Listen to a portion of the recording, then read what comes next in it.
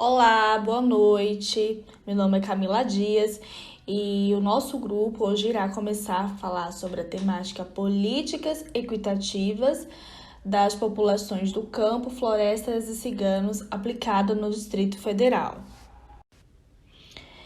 Irei fazer uma prévia aqui da introdução, como entender as necessidades de atenção à saúde dessas populações, política nacional de saúde integral, na melhoria dos indicadores de saúde e da sua qualidade de vida, como diretrizes, estratégias, responsabilidade da gestão voltada para as condições de saúde deste grupo populacional, que no caso nosso seria a população cigana e a população de campo e floresta.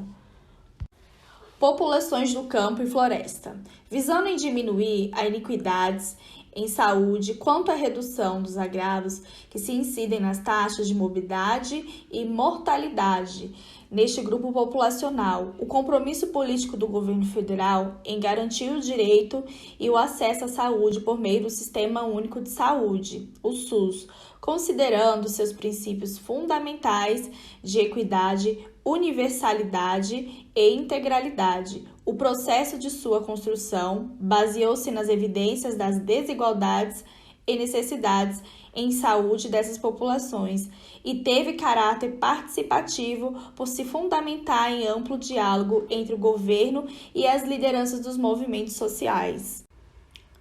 População cigana. Assistência à saúde diferenciada por meio de unidades móveis que possam não somente tratar, mas também orientar e prevenir contra doenças sexualmente transmissíveis. A implantação de programas de saúde diferenciados da assistência à etnia cigana pelo SUS, priorizando ações na área de medicina preventiva, segurança alimentar, fitoterapia, doenças sexualmente transmissíveis, como a AIDS.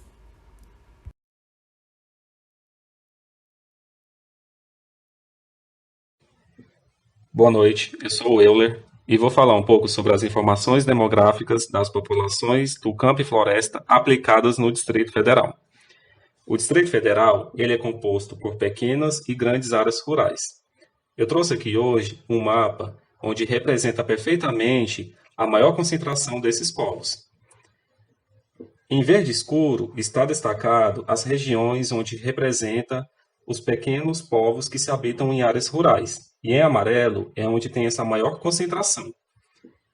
Como podemos observar, a região que mais se destaca no Distrito Federal é a cidade satélite de Braslândia, onde tem a maior concentração de população que se habitam em área rural. Em 2011, ocorreu a 14ª Conferência Nacional de Saúde, onde foi aprovada a Política Nacional de Saúde Integral das Populações do Campo e da Floresta. Mas qual foi o objetivo principal da criação dessa Política Nacional de Saúde voltada para esses povos? Melhorar o nível de saúde dessas populações que residam em zonas rurais, proporcionando uma melhor qualidade de vida e um acesso digno ao saneamento básico. Esses povos são caracterizados entre povos camponeses e comunidades tradicionais. Os camponeses são os agricultores familiares, trabalhadores rurais, assalariados e temporários que residam ou não no campo. Já as comunidades tradicionais são as ribeirinhas, quilombolas e as que habitam ou usam reservas extrativistas em áreas florestais, ou seja, aquelas que utilizam um espaço protegido. Esse gráfico, ele representa a concentração das populações que vivem em zonas rurais no Distrito Federal. Como podemos observar, no Lago Sul e Águas Claras, apenas 0,1% se habitam nessa região. Já em Braslândia, possui a maior concentração, sendo 26,4% desses habitantes. Olá, boa noite. Meu nome é Jéssica Caroline e eu vou falar sobre doenças frequentes. O saneamento básico está entre os mais importantes fatores sociais determinantes da saúde. As condições de saneamento no país, de acordo com a PNAD de 2019, mostra que ainda são graves as desigualdades nos acessos aos serviços de abastecimento de água entre os habitantes das áreas urbanas e rurais. Esse cenário contribui direta e indiretamente para o surgimento de doenças de veiculação hídrica, de parasitoses intestinais e de diarreias, as quais são responsáveis pela taxa de mortalidade infantil. As florestas e as reservas estão suscetíveis a distúrbios que podem ser causados por eventos naturais, influenciados pelo clima, por pragas e doenças ou ainda por ações de homem como o uso de fogo. O trabalho em campo aberto por longos períodos, como exposição à radiação ultravioleta, levando o trabalhador a desenvolver câncer de pele, distúrbios que podem ser causados por eventos naturais, influenciados pelo clima, por pragas e doenças ou ainda por ações do homem, como o uso de fogo. Segundo os dados da Organização Mundial da Saúde, OMS, 88% dos casos de doenças diarreicas são decorrentes de abastecimento de água insalubre, de esgotamento sanitário inadequado e de higiene deficiente.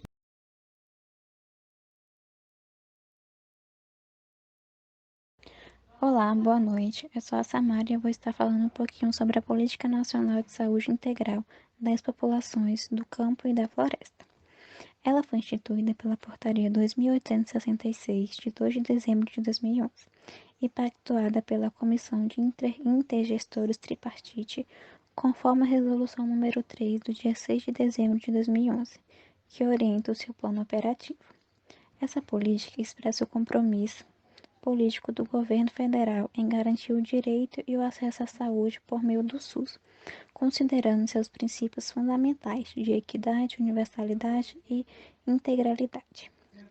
Segundo essa portaria, considera-se populações do campo e da floresta os povos e comunidades que têm seus modos de vida, produção e reprodução social relacionados com o campo, a floresta, os ambientes aquáticos, agropecuário e o extrativismo.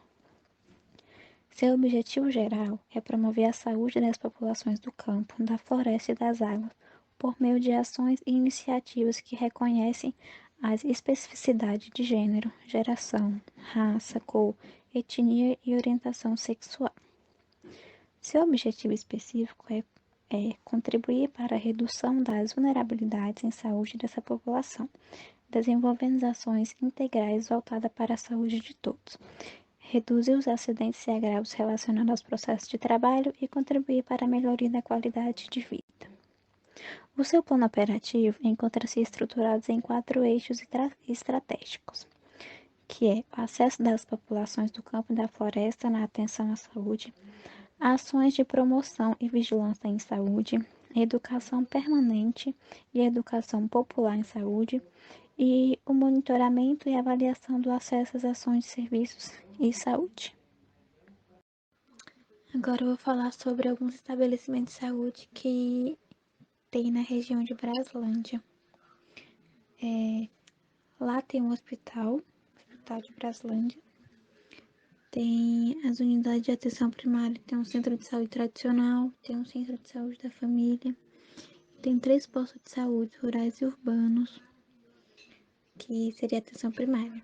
Na unidade de urgência e emergência vai ter apenas o pronto-socorro do Hospital de Braslândia. Não vai ter UPA e não vai ter sala vermelha.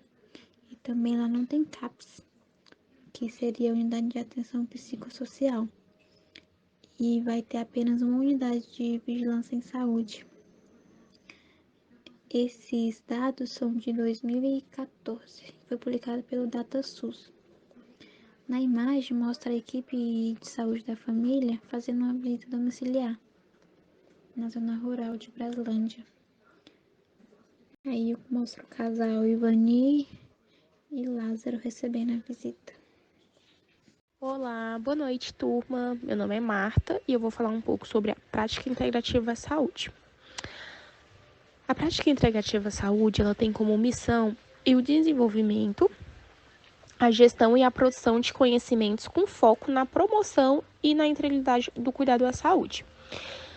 No artigo 3 da Política Nacional de Saúde Integral da População do Campo e da Floresta, diz que reconhecer e valorizar os saberes e as práticas tradicionais de saúde das populações do campo e da floresta, respeitando as suas particularidades. E no artigo 4, na elaboração dos planos, dos programas e projetos e ações de saúde, serão observados os seguintes princípios e diretrizes: a valorização de prática e conhecimento tradicionais, com a promoção do reconhecimento dessas práticas e a produção e a reprodução dos saberes das populações. Diante disso, a Práticas Integrativas Saúde ela tem como objetivo com o serviço à saúde a destinação dos recursos com uma perspectiva de promoção à saúde.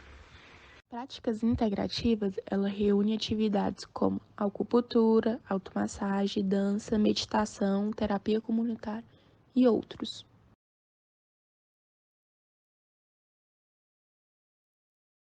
Boa noite. Iremos iniciar a temática sobre a população cigana aplicada no Distrito Federal. Vamos começar, né, com as informações demográficas. É possível ver no mapa em verde escuro, né, vai ficando do verde claro ao verde mais escuro, a quantidade de pessoas e famílias ciganas nos estados brasileiros, né? A predominação aí nos estados do Sudeste, nos estados do Centro-Oeste e no Nordeste, onde predomina essas pessoas ciganas e as suas famílias. E esses ciganos migraram, né, da região do Sudeste de Minas Gerais para o Centro-Oeste aqui e estão localizados na Rota do Cavalo, em Sobradinho. A Jennifer irá dar continuidade à temática. Em destaque aí, né, a comunidade Calon, em Sobradinho, essa parte onde fica localizados os acampamentos, né, que está destacado com quadrado.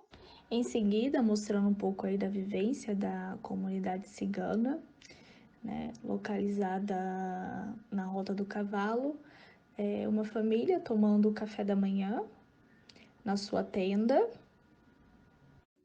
Olá pessoal, eu sou Jennifer Santos e eu vou falar um pouquinho da breve contextualização histórica dos ciganos no mundo e no Brasil. Pessoal, como está mostrando aqui no slide, Moraes Filho, ele aponta não existir um consenso acerca da origem dos ciganos. A hipótese mais difundida, que é a hipótese mais provável, é de que eles eram originários da Índia, dada a semelhança da língua hindi e do sânscrito, além de aspectos físicos, maneira de viver, crenças e superstições semelhantes, tipos de trabalho e vestimentas também. Devido aos conflitos ocorridos na região, os ciganos foram expulsos de suas terras, tornaram-se um povo nômade e chegaram à Europa Ocidental entre os séculos XII e século XV. Porém, pessoal, existem teses de que os ciganos possam ser originários do Egito ou da Pérsia também. Sua chegada na Europa e a dispersão pelo território causou diversos conflitos, dada a enorme diferença cultural existente entre os ciganos e a sociedade estabelecida naquela época. Desde o início, os ciganos foram marginalizados e discriminados, sendo o nomadismo uma imposição e, ao mesmo tempo, uma necessidade de sobrevivência para esse grupo. E foi justamente esse fato que fez com que os ciganos construíssem aspectos culturais tão marcantes e diferenciados da sociedade convencional, mantendo um capital social bastante fortalecido em prol de sua própria sobrevivência. O seu surgimento no Brasil está associado justamente às perseguições que ocorriam ao povo cigano em Portugal, por volta do século XVI. Quanto aos seus membros, foram deportados para o país, sua perseguição era majoritariamente associada ao simples fato de serem identificados como ciganos. E por esta razão, associados aos problemas da época, por exemplo, epidemias, ou por terem crenças amplamente distantes, né, da organização social predominante no período, Teixeira, 2008. Desse modo, a aplicação do decreto aos ciganos era comum, tendo as colônias como principal destino. Outros conflitos ocorridos na Europa, como as guerras mundiais, contribuíram para a vinda dos ciganos ao Brasil, uma vez que o rótulo de ciganos lhe conferia perseguições decorrentes do conflito. A condição de minoria social com um elevado número de membros fez dos ciganos alvo de diversas perseguições, principalmente por parte do regime nazista. Em defesa aos direitos dos ciganos contra as perseguições sofridas, com destaque para o Holocausto cigano, ocorrido durante a Segunda Guerra Mundial, o dia 8 de abril foi oficializado como Dia Internacional do Povo Cigano em 1990.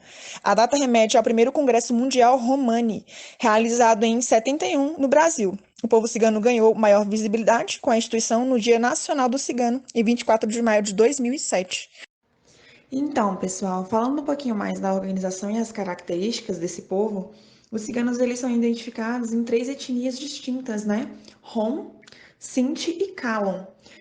Os Kalon, eles chegaram nessa região em meados de 2014 e eles vieram, né, do interior de Minas Gerais e Goiás. Eles vieram almejando melhores dias para suas famílias. Eles receberam a autorização para armarem as suas tendas no terreno da região rural da Rota do Cavalo, por meio de intervenção da Secretaria Especial de Políticas para a Promoção de Igualdade, né, Racial, a CEPIR. E eles receberam, pessoal, barracas da Defesa Civil do Distrito Federal, que possibilitaram minimamente que pudessem abrigar suas famílias, né? As quais, em sua maioria, eram construídas por jovens, adultos e crianças ciganas. E a outra parte, pessoal, foi dada para o grupo do senhor Vanderlei da Rocha, né, com 3,5 hectares, com aproximadamente 18 famílias sendo compostas por 70 pessoas, representadas pela ANAC.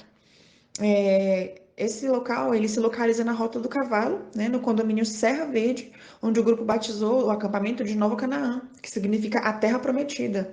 Então, portanto, ambas as famílias ficam ali na região do núcleo rural de Sobradinho, né, distante uma da outra por volta de 15 quilômetros.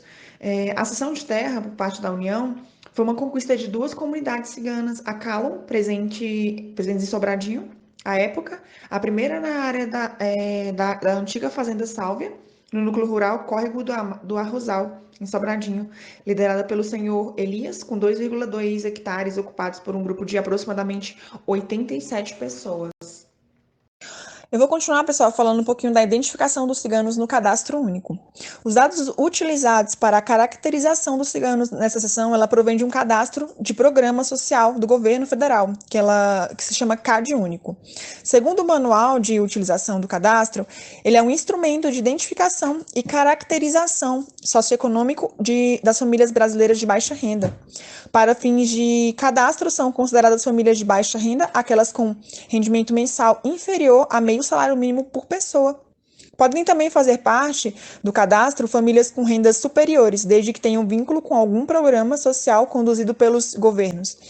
Essa fonte de informações ela começou a ser implementada em 2001 e desde então ela vem sendo aperfeiçoada.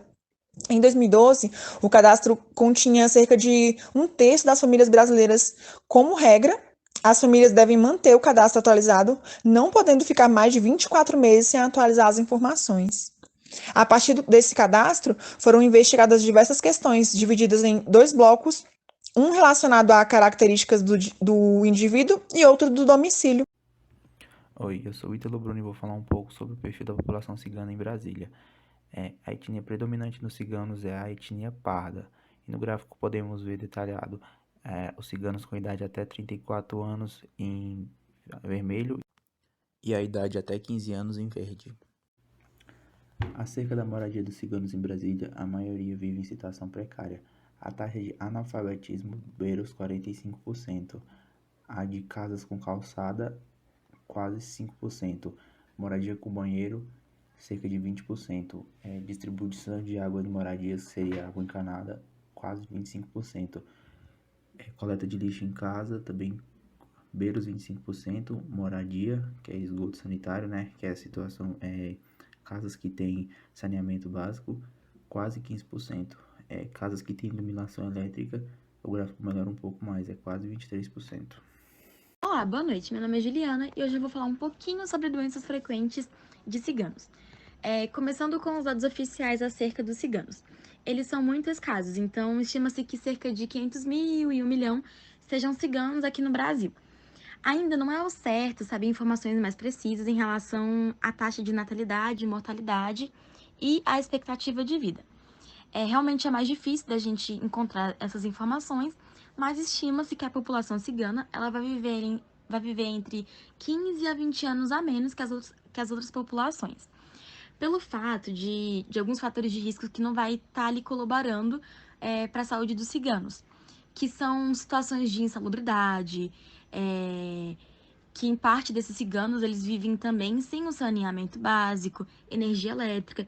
Por isso, estão mais suscetíveis às doenças infectocontagiosas, que vai estar ali relacionada especialmente ao aparelho respiratório.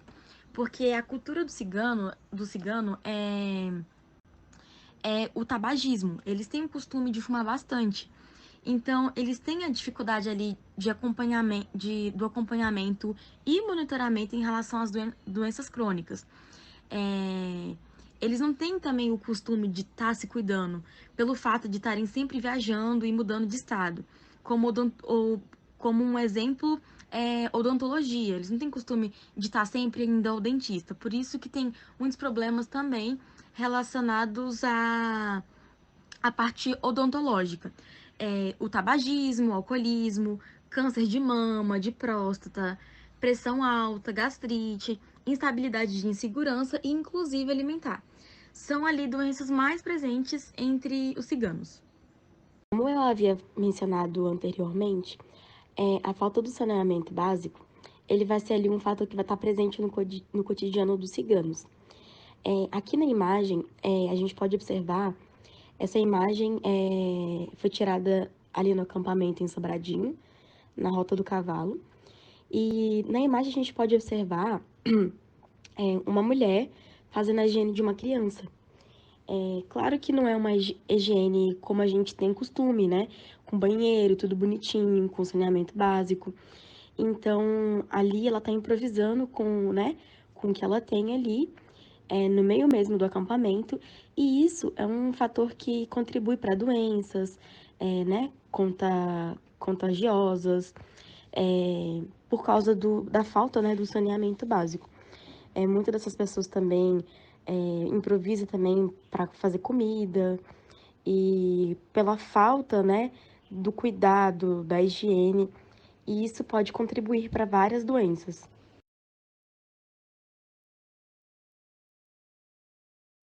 Boa noite, meu nome é Letícia e hoje eu vou abordar sobre o tema de políticas equitativas na população cigana. Os ciganos estão inseridos em mais diversas atividades econômicas e pertencem às mais diversas faixas de renda. E foram observadas também as demandas dos grupos que são divergentes. A demanda de combate ao preconceito é presente em todas as etnias. E a ausência de unidade, representação e diversidade das demandas são identificadas como um grande desafio para o desenho de políticas públicas que visem conciliar medidas de combate à desigualdade aos mecanismos que garantam seus direitos como comunidade tradicional. A principal atividade econômica desenvolvida por eles é o comércio, que surgiu como uma saída natural de sobrevivência dessa comunidade e o que pode ser ambulante, formal, informal ou baseado em trocas. Para ajudar o governo a dar voz ao povo cigano, o trabalho identificou algumas demandas principais, como a criação de projetos institucionais de combate ao preconceito e de um centro de resgate da cultura cigana, além da disseminação nas escolas e instituições da história do povo cigano e de suas tradições. A unidade da Rota do Cavalo da Unidade Básica UBS 4 de Sobradinho presta atendimento para 3 assentamentos: Marias da Terra, Nelson Mandela e Margarida Alves. As equipes também acompanham a saúde de uma comunidade de ciganos. Aí, como podemos perceber, na primeira imagem, o auxiliar de saúde bucal faz uma visita na comunidade para fazer educação em saúde bucal e estimular o autocuidado da comunidade. E na segunda imagem, podemos perceber que tem o mapeamento ao acesso da comunidade cigana, demonstrado em uma cartolina de papel para a comunidade.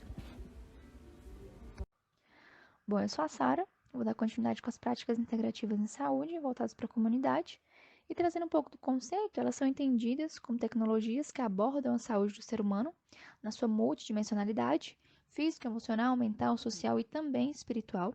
Tem como objetivo promover, manter e recuperar a saúde, então são tecnologias eficazes, com ênfase na escuta acolhedora, no autocuidado, no desenvolvimento do vínculo terapêutico e na integração do ser humano com o meio ambiente e a sociedade. Então, nós podemos observar o quanto as práticas integrativas são importantíssimas para estabelecer esse vínculo da comunidade com a sociedade. Essas práticas elas surgiram por meio da Portaria 971, de 2006, do Ministério da Saúde, e nós temos também as políticas distritais de práticas integrativas em saúde, que foram instituídas em 2014.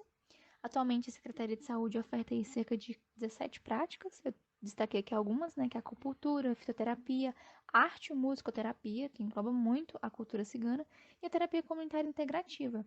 A terapia comunitária integrativa é importantíssima também, que é nesses locais que principalmente as mulheres conseguem expor a sua vulnerabilidade, expor os problemas, como elas enxergam a sociedade.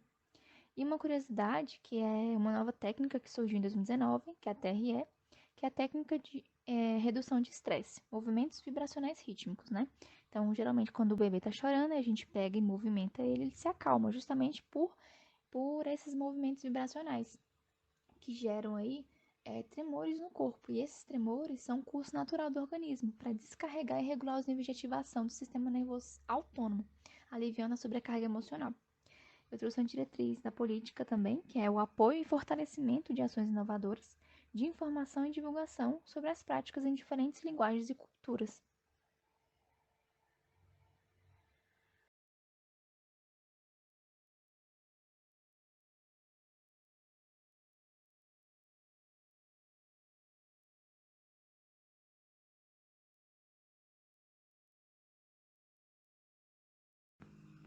E assim encerramos a nossa apresentação de hoje, enfatizando a importância das políticas em saúde a todas essas comunidades.